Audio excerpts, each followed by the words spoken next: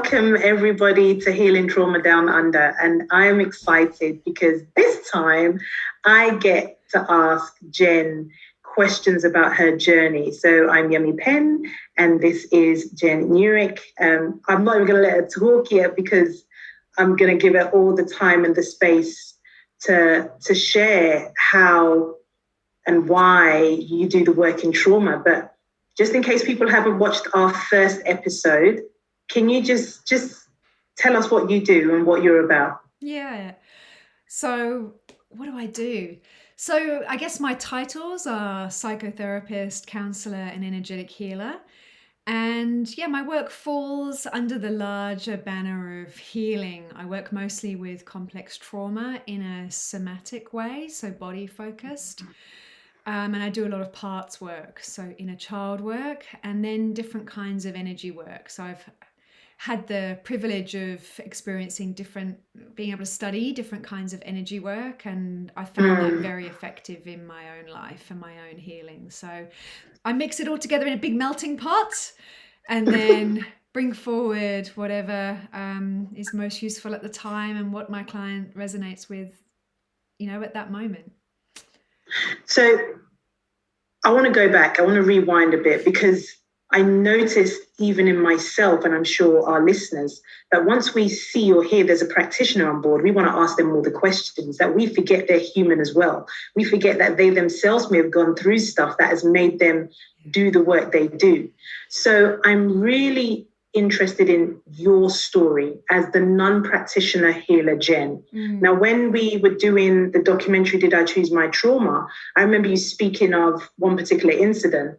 And I don't know if you remember, but we can come back to it. But I want to know your journeys through trauma, and feel free to share as much or as little as you want, without the practitioner hat on, if that makes sense. Yeah. So, okay, I mean, I guess when we're talking about trauma, there's a few different kinds of trauma.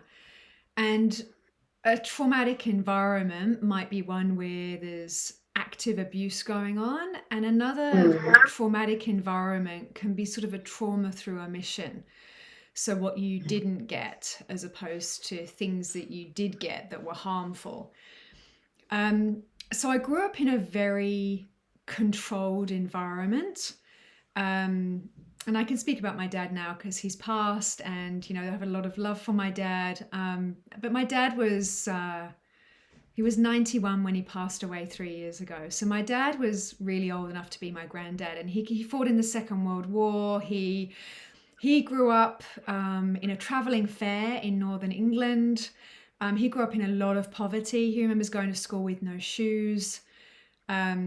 So he remembers his parents not being able to buy food. So my dad came out of like proper poverty, and experienced different kinds of trauma. And the way that he raised me reflected elements of that. So we always had enough food, but we had it one of those really small fridges, and so there was kind of only enough food for kind of like 1 or 2 days. And so I noticed as I got older that I would like stack my cupboards filled with like canned food and frozen food and packets of cereal. And well, I found that I would eat quite well, quite moderately, and that was all good. I still had some stuff around abundance and food because I would basically hoard food. I always wanted to make sure I had enough food. I would carry food with me in my bag. And so there was, and maybe that was something as well that sort of passed down through my dad's lived experience. He had some other mental health issues as well, not strong, but they were there in the background. And again, they kind of just influenced what I call like the emotional tone of the house. We were on a council estate, and my dad felt that was quite unsafe for us. And, it was my sister and I. So there was also a lot of control around where we could go out and who we could see. And so it was a very controlled environment. So basically I was dying to get out of that. And at about 16, I went into kind of full rebellion. It was kind of like, I don't care what you say, I'm leaving and I'm doing my own thing. I mean, I remember saying to my dad, I'd like to go to university, and he said, no, you're not going. Oh, wow. Yeah, like one of the only people in the world who gets told, no, you can't go to university. So I had to really work at that. So the gifts, the gifts in that have been immense. Like I found huge gifts from all of that. If I kind of feel like if I hadn't have had something to push against, then would I have developed the amount of independence that I have? Would I have developed the voice that I have now? Like I do find that I'm quite able to stand up for people and for myself and find a voice. And I wonder how much my dad actually helped me with that, because I had something to push against. Yeah, I mean, before you move on, and I definitely want to talk about that part. I guess it's part of some of my personal messaging, and I know it's very much aligned with yours, which is this element of healing our trauma. And for me, it's transmuting that pain to power. While you were in that environment, like for instance, just saying I want to go to university and being said no, being told no. Did you feel that it was making you this better, more resilient person, or did it just feel like no, it felt awful. It just felt like, honestly, it felt constrictive. So I'm just checking in with my body. I've done a lot of work around it now, so it's kind of hard to even feel it. But it was constrictive. The vision that comes up for me is like wanting to like punch somebody, like with gloves on, like a bit of a kind of punch. Like, don't tell me what to do. I'll make decisions for myself. I'm more capable of making decisions than you. That's the dialogue that comes through. So at the time, no, it didn't feel like that at all. But retrospectively, and with the healing work I've done, I'm able to see the growth and the benefits. And when did the healing start for you? There are a couple of times I could pinpoint, really. I got interested in meditation when I was living overseas. When I was about 21, I got quite interested in meditation. But I feel like it really started for me when I landed in Australia and I was isolated from my family and friends who were all in the UK. And I was merging into another family system that was really different from my own. But guess what the theme was? Guess. Boundaries, good. Not coercive control, was it? What was the theme? Control. The theme was control. It came up in another guise, but the basic stuff around it was, you can join our family if you do this. Yeah. So it was the same. So it was the same trigger for me. And so I found myself having the same responses that I was having at like 14, 15, 16, except now I was 25. And so I knew that I needed to start doing some work on myself. It was like, okay, I can't make the people change or make their views change, but I need to handle this in a better way. I need to handle this better for myself, because as soon as I got to a point where as soon as I started thinking about it, I started to get emotional. Yeah. Wow. Okay.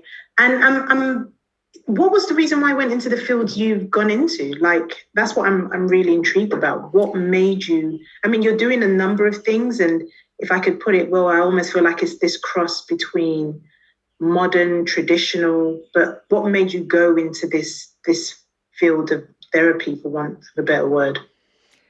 Well, I started off in the energetic healing tract. So I did kinesiology, and kinesiology I found amazing. It really opened me up to, muscle testing, and I found muscle testing to be amazing. What vitamins were needed, and also muscle testing to take me back into past experiences to resolve them.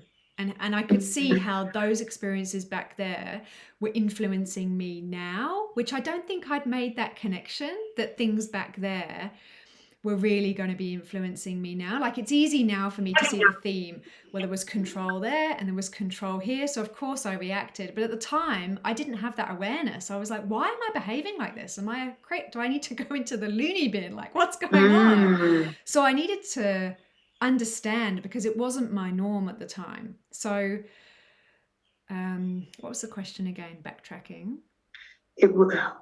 Why you've gone into the field. Yeah. So it was really for my own self-healing at the beginning. I studied Reiki. I loved the Reiki work. I felt the shifts that were happening in my body. So I feel things quite intensely in my body.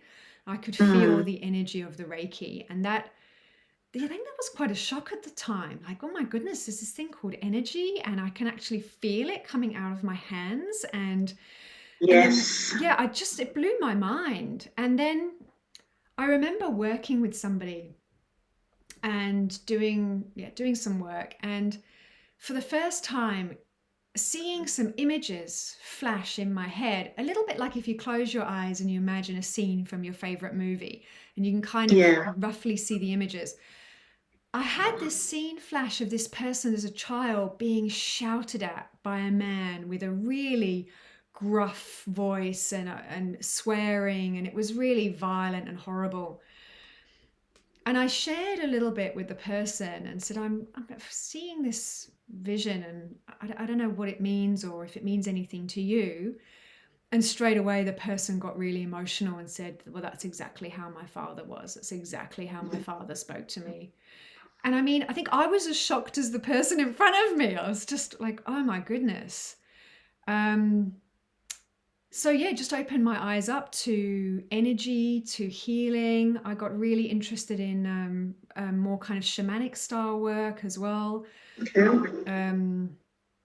Yeah, and I explored that field for a really long time. And my personal practice is based very much in the energetic field. So I do a lot of meditation. I do a lot of pranayama, breath work. I find it very regulating and very connective for me. It's like every day when you want to drink a really nice cool glass of water because you've been laying on the beach all day, but it's not water, it's like cool coconut water.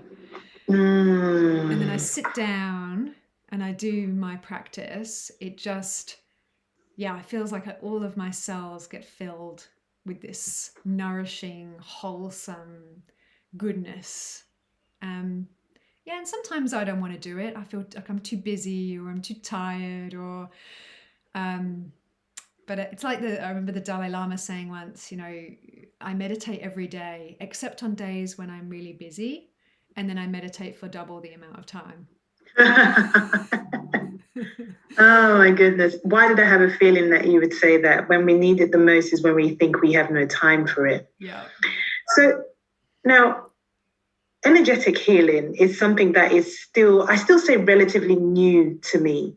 And there might be lots of people who aren't aware of it. What makes, especially when you say have clients, what tends to be some profound outcomes from energetic healing that you've either experienced yourself or with your clients? Jesus, there's so much. I remember a while back doing a session with somebody who was having a real struggle in a divorce, and it was highly charged. There was quite a lot of big assets involved, and we went into this past life. So this is some of the shamanic work, and this was all led by the client. So the client went there, she detailed everything that she perceived, and it was a past life with her current, with the ex-husband, and we resolved the situation back there. And I remember she came back into the next session and she just said, I cannot believe the change in the situation. Like, I can't believe it. And I remember a couple of months later, they had the outcome, and our joint vision was for a win-win outcome, that she feels like she's, that it's right for her and it also feels right for him. So we'd done a bit of work around that. And she said, it really feels like that it was like the energy, this is how she described it. She was like, it's like the energy just got, whatever was causing all the angst and fight kind of just got dissolved out of it. And he felt like he had won, and she felt like she'd won, and they both felt really happy with the outcome, and all the angst was gone. She was like, it's just like a miracle. So that came I out mean, you say that, and that's quite powerful, because I think, there's probably 1 in 2 people who's got a troubled relationship, if not all of us. And so to hear that would make you think, what if we all had access to that kind of energetic healing, whereby we don't outwardly need to do anything to change the other person, but we can both have win-win situations. I'm interested, and I might be going off script here, even though we have no scripts. As you were speaking, I was thinking, what if there are people out there who have a religion? And because we've never really placed energy, chakras, points in our body with religions, unless I'm wrong. Do you know where religion is fits in energetic healing? Do you have any idea or concepts? Yeah, it's a great question. So the chakra system comes out of the Hindu tradition, and so if you're involved in that tradition, they talk about that a lot. They have certain mantras for certain chakras. I've seen meridian charts in a museum in New York that were out of out of ancient China, and showing how they all merged around the same chakra center points that they have mapped out in the Hindu system. So those systems are just so old. Now, how is it in the Christian system? So, yeah, I think that there's a lot that was lost through the Christian system. But, some of the teachings through some of those systems are still relevant. Like if you think about Jesus's core teaching being of forgiveness, then that would be a heart center teaching. Compassion is a heart center teaching. So I guess you can take different teachings and sort of apply them to the energy body. And reincarnation, like it sort of pokes its little head up. Like, why do we say until death do us part when we get married? And didn't Jesus come back to life? Isn't that reincarnation? So I don't know, there's like little bits dotted through where even in Christianity, there's like little hints of sort of energy and things that we don't consider to be necessarily real or possible. Yeah, and I think, and thank you for bringing that up. Having just come back from London, which is where I spent a big part of my upbringing, more in my teen years when I was first born. The one thing that always comes up whenever I go back is people say, Yemi, what are you doing with all these crystals? You need to just believe in Jesus and nothing else. And even though they're saying it comically, there is still this doubt that anything outside of the Holy Trinity and what we've always just been taught in religion, even though there are different denominations, that there hasn't been much care for anything else. But what I found profound about moving to Australia and definitely meeting, you and other people, is not even this alternative, but just this different perspective. And energetic healing, similar to what you mentioned, Reiki was profound for me. Reiki was probably the first time I realized that I had more than 5 senses. That's what was profound for me. Because I really believed I just had the 5. I know people say, oh, my instincts, my gut, whatever, all of that other stuff. But this was real. I think I could now go into a debate and say, hold up, I know for a fact there's more than 5, and here's one. And that was in Reiki, because I was sensing things. I don't even know where sense came from, but I was sensing things that didn't fit into the 5. And that's what I hope people, regardless of where they sit with their religious stand, lean into something else, because I believe there's healing in it. So I wanna ask another question, which once again I've been giving you a heads up on. If, especially with your line of work and what we're doing with this very show, if there was anything you could do to change the world, knowing what you know and the work that you do, what would it be? What would it look like? And you can go anywhere with this. I feel like people in the West especially really lack self-love.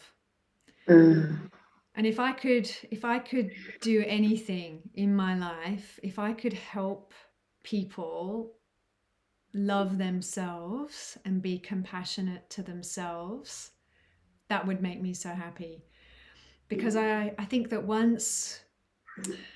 sometimes it can be so easy, even easier to have compassion for other people, than ourselves. We can often be, Absolutely. I don't know. So it's kind of, and it's interesting. I mean, this was spoken to the Dalai Lama once. Someone asked him, what do we do about, how do we help to increase our self-love? And the Dalai Yeah. Lama didn't understand the question. And so I think it's more of a Western issue than necessarily an Eastern issue. Not that I want to, separate like that really, because we're all one. But I do think there are certain things or issues, I guess, that flow through certain areas more. But anyway, the Dalai Lama didn't even it had to be explained. He was like, "Oh, Is this right." because he couldn't understand why that would even be a question? Or as in, Yeah. who can't practice self-love? Well, as in, who would not love themselves? Mm. Like, why would we have self-hatred? Mm. Oh, that's quite profound. If anything, worrying in the same breath. Because the next question I was going to ask you, just because I like to break things down, why do you think someone or a group of people do not know what self-love looks and feels like? I think because we've often been raised by people who also don't know what self-love looks and feels like. And so it's not being passed down culturally. And I think when we're raised by people who know what that looks and feels like, that we have it.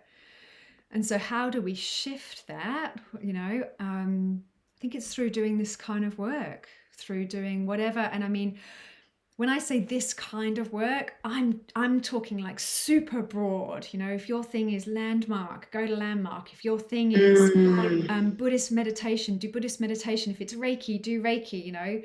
It's kind of whatever helps you move into a softer, more loving place with yourself, into more self-understanding. So any valuable personal development work, therapy, meditation. I mean, I'm a big meditation fan.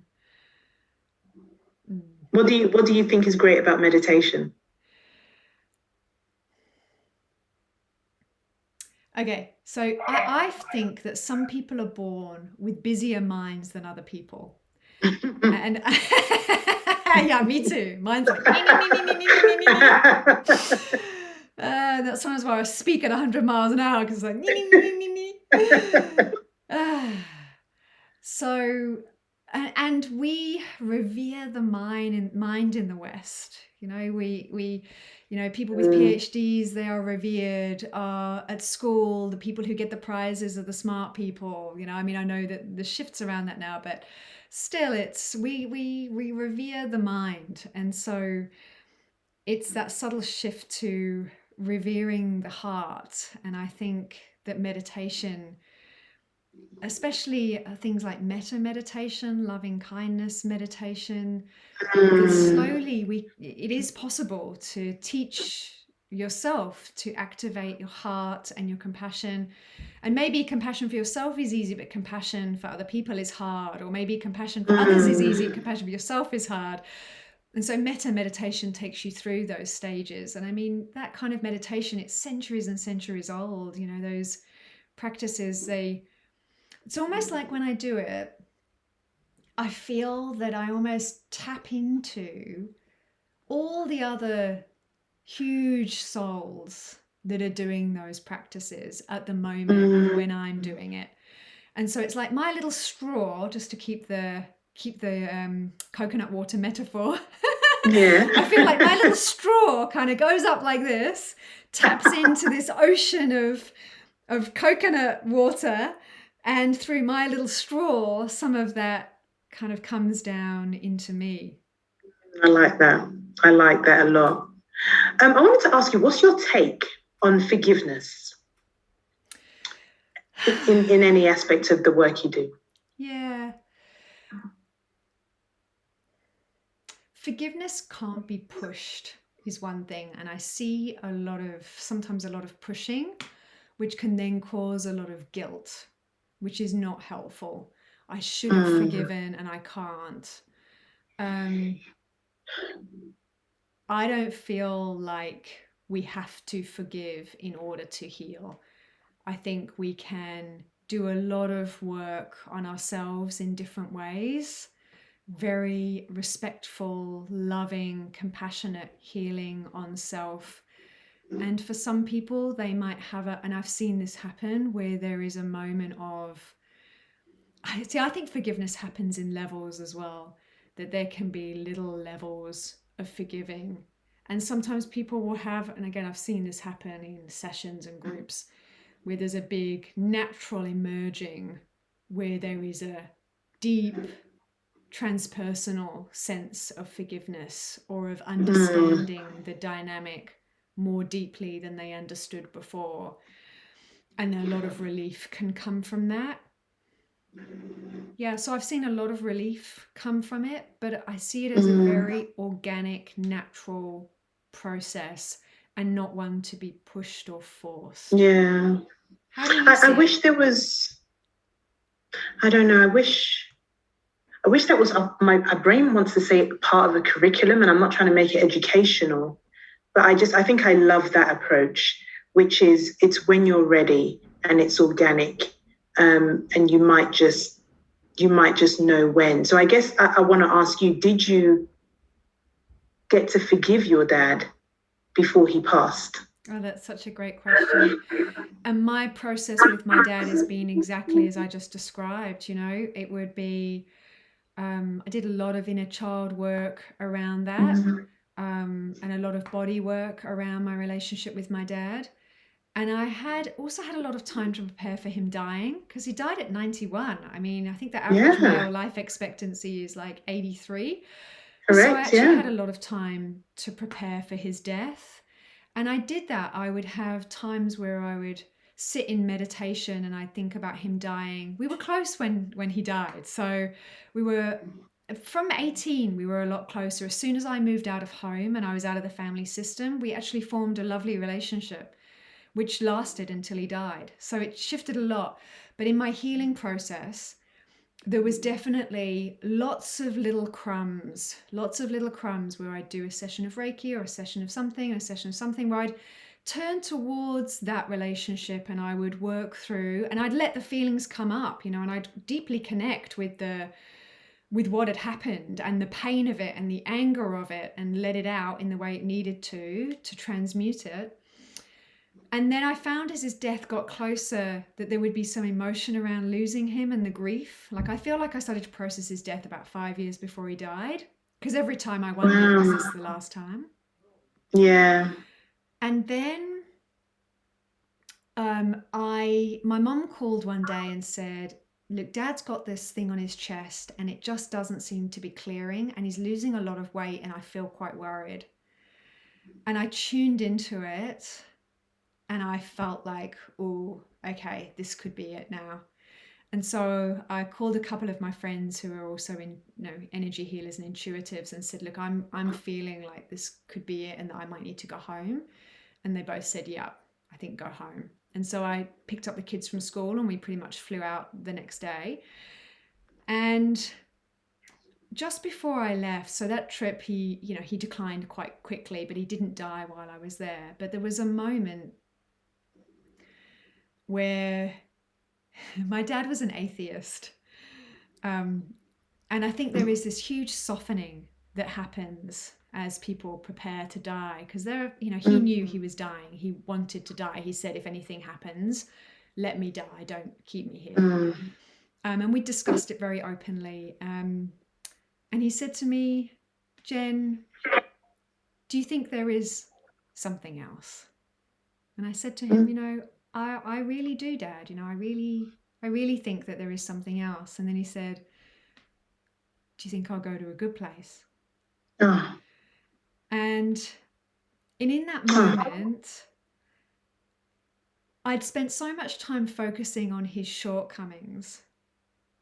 I said to him, Dad, you kept us safe.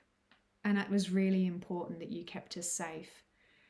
And we never went without shelter or food. So you did a great job, Dad. Mm. And that was true. That there were a whole bunch of shortcomings, but there were some really essential things that he did do.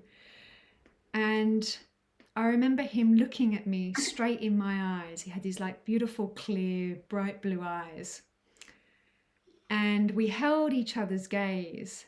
And I remember saying in my head, "Let him in, Jen," because I'd pushed him away my whole childhood. "Stay away from me. You don't give me what I need. You don't love me enough." All my story. And I just looked at him and I said to myself, "Jen, just let him come in." And I remember because they say that thing about the soul through the eyes. Yes, they are windows to the soul, definitely. And so I just gently kind of let him come into me. And in that moment, I felt a huge resolution of everything that had played out between us.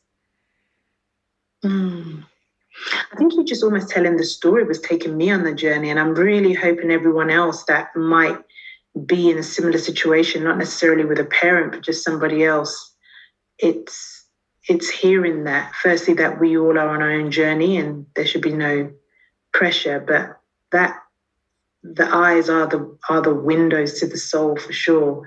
And I think that in itself will tell whether it's the right time for us.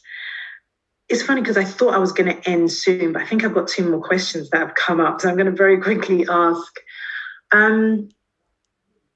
did you ever, or have you ever, in recent years, and definitely just before, say, your father died, ever thought, I wonder what he went through to be like that? We speak about Oprah and Dr. Perry in their book, what happened to you, and just asking that question is really important because I've started to think about it more, especially when trauma happens to us because it has been inflicted on us or we suggest it's been caused by somebody else.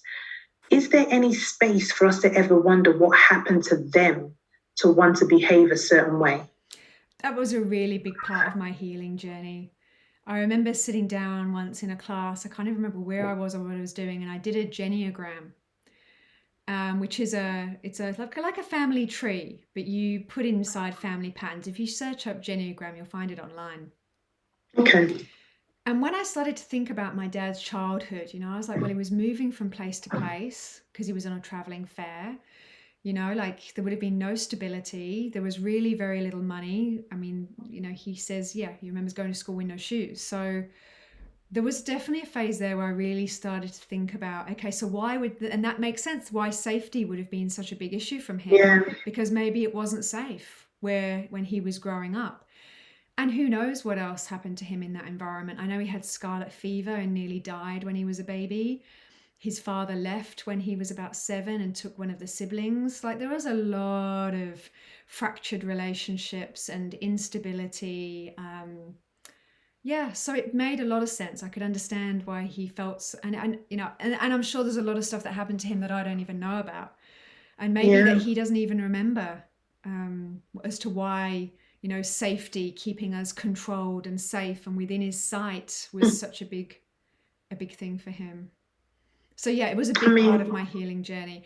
And what that also did is it actually fitted me into my family, because before then I felt like, who am I in this family? I couldn't see any of me in my family because I knew my mother's line.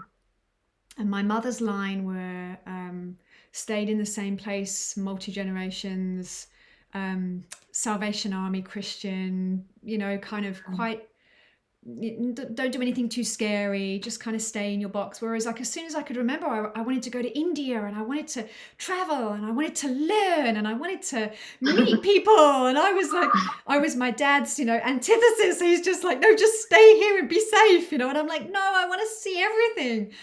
And I just was like, where on earth do I come from? And then when I did that Geniogram and I went, well, who were the women in my dad's family? And well, his aunt owned and ran the fair. So she used to hire all the people And I'm a huge traveler. And so it's kind of like, oh yeah, well, they were traveling all the time. And he says, his mom used to read tea leaves, which would be Wow. kind of a form of energy work. Yeah, And so yeah. it kind of went click, click, click, click. But because I didn't know them, I had Yeah. no connection with them. But then when I explored what maybe their life was like, I started to see me. I was like, oh, there I am. I see me there. Oh, so I just got goosebumps. As you just used your hand and you did something, and I just heard and felt the words integration. I think a big part of trauma is how fragmented we are from incidents that have happened. Yeah. And a big part of healing is integration. And I think one of many things is what I call, I don't want to call it trauma mapping, but there's some sort of mapping facility that we do, which could be the family tree, just to figure out, well, how am I the way I am? And because we're so busy just trying to live life, we never spend enough time looking further out. And I hope those that are listening and watching maybe look into that, see what's the makings of them. But I thank you so much for sharing that. And I guess just to finish off, I mean, would you be who you were today if you hadn't had that part of the experience, which I'm sure was awful while you were in it? But do you think you would be any different? How would you be different? Yeah, I mean, I don't know if I'd be doing this healing work at all because I wouldn't have needed to go on my own healing journey. And healer, heal thyself. I think that most therapists, healers, kinesiologists, Reiki people, like in nearly most of the healing helping profession, they've come into it because of a wound yeah, I mean, I see it all the time, some kind of wounding in themselves and desire to heal that. And they find the ways that resonate with them and then often go on to train in it and then to do it and help other people. Beautiful, beautiful. Well, as always, there'd be so much more. So I think we're definitely going to need to do another round because there's so many other things in my head. But I've actually gotten to know you more than I actually did before. So I think friends should interview each other regardless. But thank you so much for sharing. And yeah, I don't know if you want to say last words to people listening. Yeah, just if you're on a healing journey, just know that it is worth the time and effort and investment that you make in it and that you're worth it. And there is light at the end of the tunnel. If you're feeling like, it's never going to change or I'm never going to change or it's useless, just hold in there and just keep trying it a little bit every day, a course here or there, and follow where you're drawn. Just follow that inner knowing. Moving towards self-love. That would be my invitation. Wonderful. Thank you so much, Jen. And we will see you all next time. Thank you so much. I love your questions. Your questions are so insightful and probing. So thank you, Yemi. Very welcome.